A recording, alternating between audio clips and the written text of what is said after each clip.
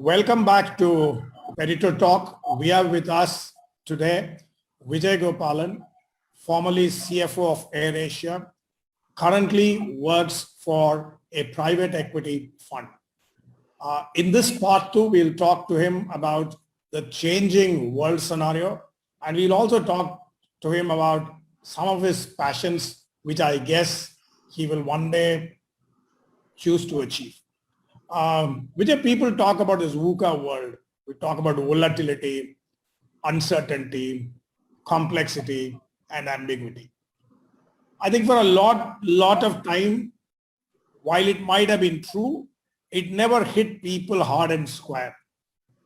Today, I think the novel coronavirus has done just that. It's disrupted almost everything. What kind of disruption has it done to the industry in which you work, the industry which handles so much of money? Yes, our perception of what is a good business has now completely changed. The change in the sense it's not even reached, we are not able to conclude yet, because especially in today's scenario, it is constantly evolving. Even what we thought was a good business in October, we are forced to revisit at this point in time. And I guess we will have to operate in this ambiguity for the next 24 months at least, if not more. Having said which, especially from in the industry where I come from now, the opportunities are suddenly emerging. It's just immense.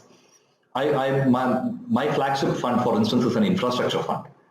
And amongst all this pandemic downfall that's happening across various industries, it has driven home the need for a good infrastructure at this point in time.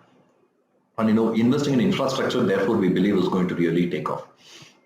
Our understanding of various global markets, the risks associated with it, the fundamentals of each market have now been revisited.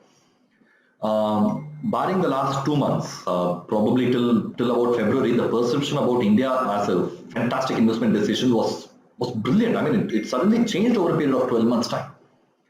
And I have no reason to believe that will continue. This is a minor blip in the larger scheme of things from an investment perspective. We believe that this will happen. So this is a second opportunity that's really come up. The third one in this entire, the way the investing industry has evolved is in terms of looking at what are the exit risks. Especially over the last 1 year when so many funds would have had plans of exit, and now everything would have gone topsy-turvy. While the situation that we are confronted in, I think it's extremely important to be cognizant of the fact that this is a black swan event, and these kind of black swan events are not going to keep repeating itself. Correct.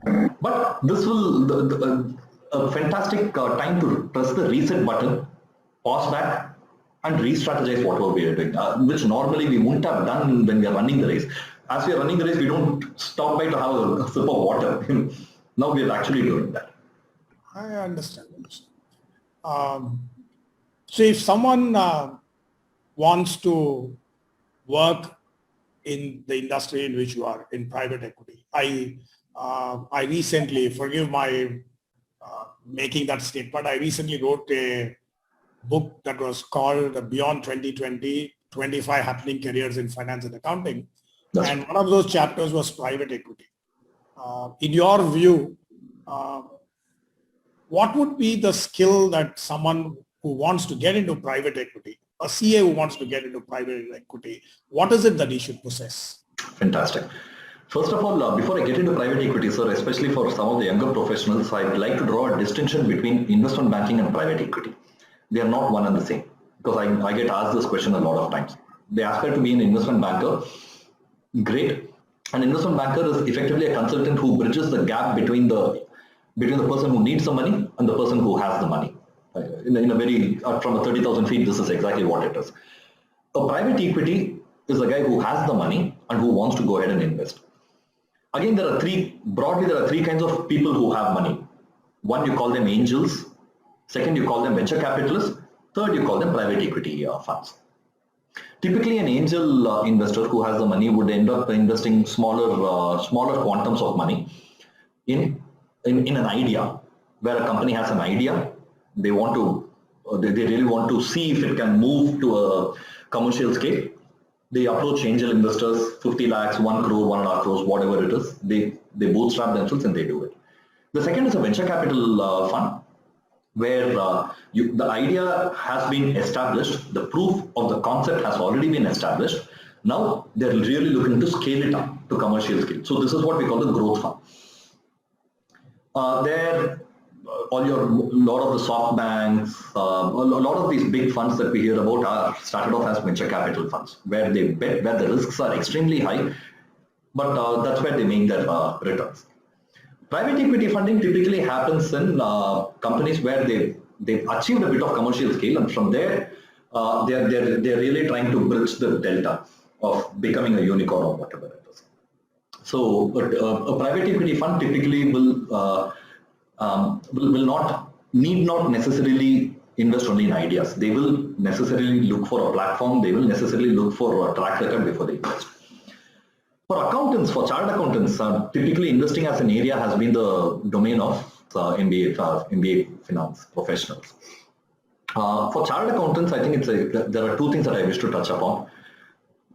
One, we can never lose our USP.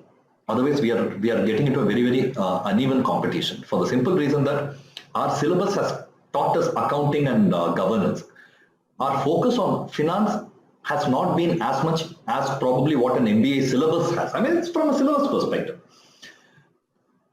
In that sense, our biggest strength is what I started off by saying, an eye for detail. Inherently, in the 3 years of articleship, we are taught to look at details. We are taught to look at all the finer things. Second, our biggest strength is technical capabilities. Today, when I'm sitting and having a conversation about structuring an instrument, let's say I want to do a structured debt, structured debenture, whatever it is. But by sheer training, we logically start thinking about what is said in the Companies Act, what is the debenture redemption reserve rules, and a lot of those risks at our stage gets mitigated. This is a huge USP that we have, and I'm literally seeing it every day at work.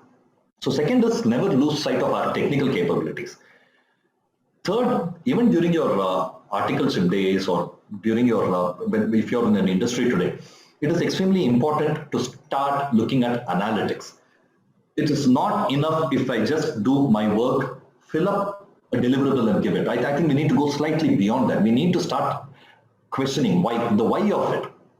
We've all been trained to ask why right from our articleship days, so why not continue it till now? I think these three things, if we can hone ourselves, everything else is logical and commonsensical, so that people will be able to make up. So what is your goal? What is your target? What do you want to do? When do you want to move to where you wanted to move 10 years ago? By the way, because Vijay will not tell you that he acted in a movie, he will tell you about the movie. So 10 years back, sir, I actually quit EY. In fact, you were one of the first to know when I decided to quit EY. I told you that I want to pursue my interest in media and entertainment. Nothing planned, sir. It will happen, sir. Whatever has to happen will happen. All right, good. Where did that interest in media, entertainment, etc. come from? It's there, the genes, something like that? So, I have my family is fully into media and entertainment. My one brother is a director, my other brother is a film producer, my mother is a board, my father is, my uncle is a musician, my dad sings, my other cousin is a playback singer. So, and my other cousin is actually a model and an actor himself. And you're the odd guy. You're the odd guy out there. Yes, sir. I'm the black sheep in the family, sir, who's taken up accounting. Of course, no, I can't say that because my father is an accountant, chartered accountant too. Okay, good. But I strongly believe that every professional, for that matter, leave alone accountants, sir, I think people in the leadership level, if we actually closely look at them, they do have some creative streak, sir. Either they would have pursued a sport or they would have pursued music. At least they'll appreciate music passionately. So, something or other. There is a creative streak with most of the business leaders, sir. Just to move a little bit away, I don't have empirical evidence, but I believe that abroad people work 5 years maybe. Then one bright morning, the guy says 9 months, I want to go around, look at the world, come. Or 1 year, I want to try something else and then come back. It is not something that we hear in India. What could be the reason that, we all go to doing what we have always been doing without trying to do a few things that actually interest us very significantly. Very, very valid point, sir. Very valid point. Not that in abroad it's very common, but it's definitely more common than what it is here. I don't know, sir. I believe that it's a mentality issue, sir. I think how we've been brought up, our education system, we inherently seem to be very risk-averse professionals because we have to settle down in life. You know what I mean. What is settling down? I mean, is it just the financial stability? Is it a social status saying that he or she is working in this organization in this designation? Do we have the guts to actually throw it on and say that today I want to be happy? I want to be happy for the next 12 months. If I don't like it, I'm just going to quit it. Do we have it in us? I don't know. So I think it's more the mentality issue. So that's something that we need to move away from. It will help us, sir. When I took a sabbatical, when I came back to work, I was so charged up and my career hasn't suffered, sir. Very good. So how have you been keeping yourself during the last 12 months? Sir, last 12 months I've been reading a lot, sir. Okay. Inspired by you, I've started writing now. Oh, that's good. Yeah. Music, movies. But amongst all these things, the last 12 months, I think it's been, for me, what's been a revelation is the ability to step back and spend time with people, sir. To begin with my family, I mean, I live in a quasi-joint family here. So yeah, I went and saw your Facebook. I vaguely remembered, but I again went and saw sometime in March 2020, you talked about house being the big boss, correct? Exactly, sir. So we are 7 of us spending time with friends. Previously till about 2019, it was a mad race that we were running, and I mean, it's not that we enjoy being in this phase, but then there's value in loss, as I say. We are able to step back, spend time with people, and I think that's something that's really rejuvenated, sir. Well, Vijay, one penultimate question. If there is one thing that you would want the accounting professional to hold on to like dear life, what would that be? I mean, whatever we speak about career progression, growing in career, I think there are certain basics that as a professional, especially as a chartered accountant, we need to hold. And the foremost of it is integrity. To grow in any kind of a corporate environment and for that success to last over a longer period of time, I think it's extremely important that we have that sense of integrity, and which is nothing but speaking from our conscience and not from our mind. Our mind will know how to silence it and justify any action that we do. But when we sleep, are we able to sleep peacefully? And that's something that's extremely essential especially for people in our kind of a profession, accountants, finance professionals. That's a very bedrock. It is very easy to get swayed by words. In fact, when I quit AirAsia, I was told that I was being a very naive professional. Hence, my lack of experience is showing in quitting in such a haste.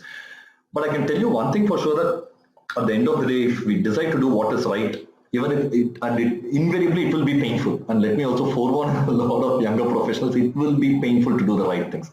You're not going to taste success overnight, but the lasting success that it gives can never be measured. And I think that's something that we need to underscore ourselves. We need to, every day we wake up, we need to keep telling ourselves, integrity is something that we need to live by. And it cannot happen only at a workspace. I think it needs to be a way of life. It needs to be in our personal life. It's not like 9 to 5, I will operate with the highest of integrity, and then when I come back home, I'm going to be very different. It doesn't work that way.